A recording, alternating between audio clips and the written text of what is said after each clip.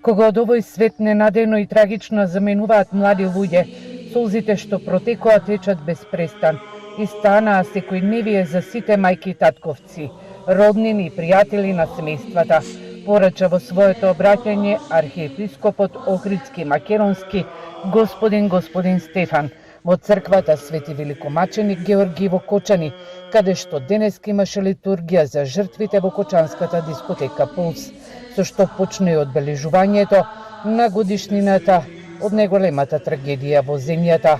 Со утеха кон семејствата и длабока тагава од гласот говореше господин Стефан.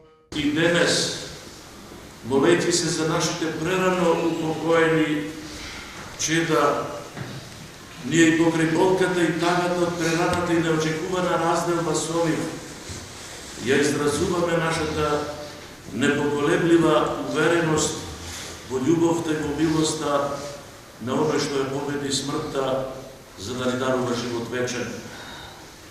Затоа и самиот Господ Исус Христос вели: оној што верува во мене и да умре ќе живее. Кочани, Штип, Пробиштип, Чешиново, Облешево, Зрновци, Македонска Каменица, Виница, Скопје денеска тагуваат. Семејствата и роднините со верски обреди низ храмовите и грубиштата се сеќаваат на своите најмили.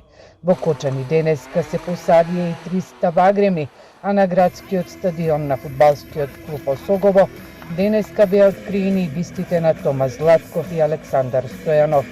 Верни навивачи на семени.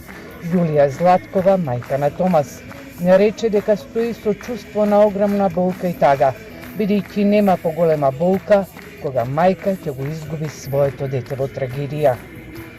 Томас и Александар на вистина беа посебни. Овие бисти кои се поставуваат во нивна чест се токму овде на трибините каде што се чувствуваше најмногу нивната енергија.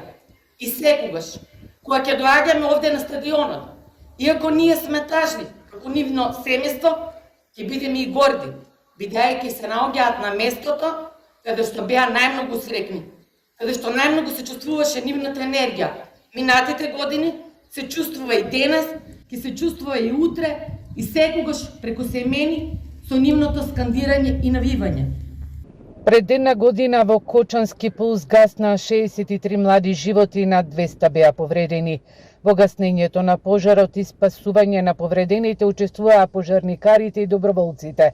Златко Илиев таа ноќ со своите колеги беше дел од спасувачкиот тим во Пулс. Тој беше и првиот кој укажа дека еден од пропустите е дека огнот на таванот во дискотеката Пулс се гаснал со погрешен ПП апарат. И од овие апарати до тогаш беа само декор во објектите. Една година по несреќата, Илиев смета дека во делот на превенцијата се сменити работите.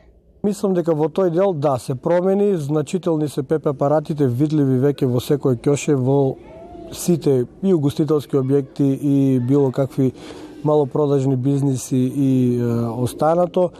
Така да мислам дека во тој поглед имаме направено еден голем исчекор, редовно се сервисираат, редовно се набавува противпожарна опрема. Сега дали тоа во иднина ќе даде допринос за една посигурно живење, допрва ќе видиме. Благодарение на донациите, пожарникарите имаат нови специализирани возила, нова опрема и се подмладени со млади волонтери. Сите спасувачи, семејствата на загинатите и на повредените добиваат и психолошка поддршка во текот на целата година. Во наредните 3 дена ќе има низа на настани во Кочани, а централниот е на 16 март.